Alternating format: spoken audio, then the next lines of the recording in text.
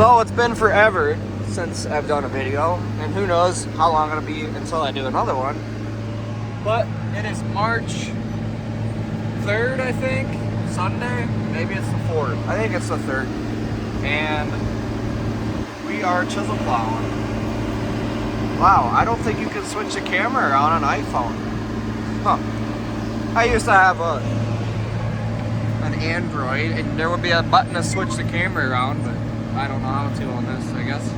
Anyway, we're out here chisel plowing, and it's starting to look like it's going to be 2012 all over again, because my dad got in the field that year on March 4th. Today's the 3rd, and there's dust rolling. This is like unreal. But we're out here chisel plowing. We got the John Deere 4960 with an ATU 300. Yep, ATU 300, 2630 display. We're auto tracking because why not? Get Starfire 6000 on the roof. John Deere 712 chisel plow with AgriTough chisel plow shanks or shovels, whatever you want to call them. Them are awesome. And we're just cruising along. We're chisel plowing manure in. That's why we didn't chisel plow this last fall. We needed somewhere smooth to haul manure this winter. I think we only had 2 weeks of winter. We had 1 week of snow, which we got like 2 feet in 2 storms. 1 foot, and then like 3 days later got another foot. And that's the only time it snowed this winter. And then the following week was like colder and cold. Then it warmed up, and it's been perfect since. But the ground should not be this dry this time of year. Like, if it started raining, we'd be fine. But we're at such a deficit from last year already, and it hadn't like, we haven't had any real moisture since January. I don't think it rained or snowed once in February to amount to anything. So really, we haven't had any moisture since the 2 blizzards we had, which was like a long time ago. That was like 15th, 20th of January, maybe earlier, 10th, something like that. That's the last time we had anything. And last fall was really dry. This spring has been dry. Last summer was really dry. Last spring was really dry. And I don't know. It could be an ugly, ugly year like 2012. I don't know. We would be seeding oats, but it's pretty windy.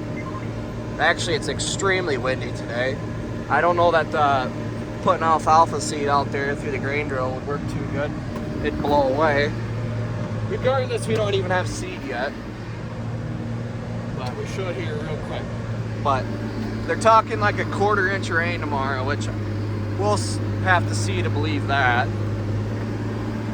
And even if we did get a 1/4 inch, a couple hours of sun, I think you'd be right back out in the field anyway. It's so dry out here. There's like hardly any moisture coming up. So, scary, scary. Still early. It can rain yet, but I don't know. We're gonna whip around here quick. The camera and the tractor flipped around, but it's been one hell of a busy winter for me. I've been fixing all these tractors. Every single one of them has like 200 problems. Even this 4960 I fixed. I got both the auto steer buttons somehow. Can't have that go out. I fixed this tractor. This had a few leaks and a lot of sensor issues, which she's running ice cold, which is awesome, but it was also plugged coolers, both of them, and the overflow line that goes to your reservoir tank had a hole in it. So we were low on 10 quarts of coolant, and it was full last fall when we chisel plowed, and it was getting hot then. I've been working her pretty hard, and it's ice cold. Dynoed this tractor at 240 horsepower. What else I do? I fixed SCV O-rings. I put new coolant temp sensor in, hydraulic temp sensor. Hydraulic pressure was leaking through the sensor. Changed that. Change the hub oil. What else did I do? I fixed this armrest. I can't even remember all. This a while ago. Got the other 4450. That's all fixed up and painted. Got the other 4440 getting fixed right now. There's a hole in the fuel tank. Crack. Got the fuel tank off. Yeah, I don't think anybody's seen us run this 2630 yet on the auto steer deal. But yeah, Dad got the 2630, needed it for the planner, and I'm like, you know what? Let's auto steer. So I bought the ATU and then the activation. I tell you what, it's awesome. Best auto steer I've ever used is John Deere. I'm not saying Ag Leader ain't up there. I just never used it. But once you commit to one system, you're just committed. So we committed to John Deere. Plan to plant with this too on SF1 auto steer. That's better than I can do it driving. 2 inches off, that ain't nothing. But no drone today. I don't know. It's kind of a pain in the ass to fly the drone. It's too windy. It's too much editing.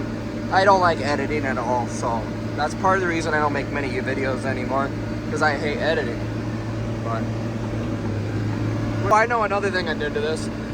So the steering spindle, there's a bolt, and the steering was so like loose. I bet if you had the front end jack, you could move the wheels like 2 or 3 inches.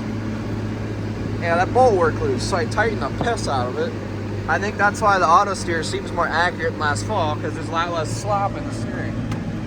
But